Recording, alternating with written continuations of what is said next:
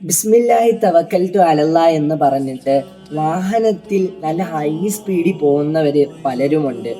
എന്നാൽ മഴ പെയ്യും എന്ന് അറിഞ്ഞിട്ട് പോലും തുണി വിരിക്കാൻ വേണ്ടി അശയിലേക്ക് ഇട്ടിട്ട് അള്ളാഹുവേ എൻ്റെ ദുആ എന്താ സ്വീകരിക്കാത്തെ, മഴ പെയ്യുന്നു എന്ന് പറയുന്നവരായിരിക്കാം പലരും.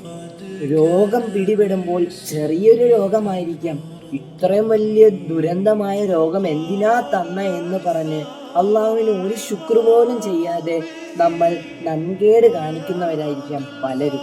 പ്രവാചകൻ സല്ലല്ലാഹു അലൈഹി വസല്ലമ തങ്ങളുടെ അടുക്കൽ ഒരു ഒട്ടകത്തിനെ വളർത്തുന്ന ഒരാൾ വന്നിട്ട് പറഞ്ഞു, അല്ലോ പ്രവാചകരെ, എനിക്കൊരു ഒട്ടകമുണ്ട്.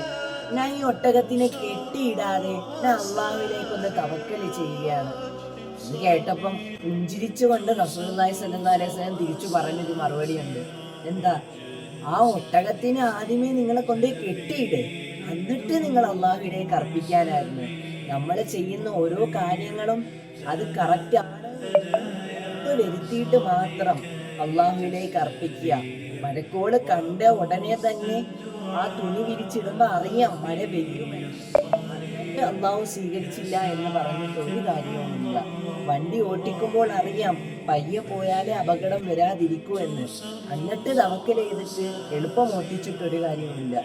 ഇതിലൂടെ മനസ്സിലാകുന്നത്, ഒരു കാര്യം ചെയ്യുമ്പോൾ അത് കറക്റ്റ് ആണ് എന്ന് ഉറപ്പ് വരുത്തിയിട്ട് അള്ളാഹുവിലേക്ക് തവക്കലേൽപ്പിക്കുക.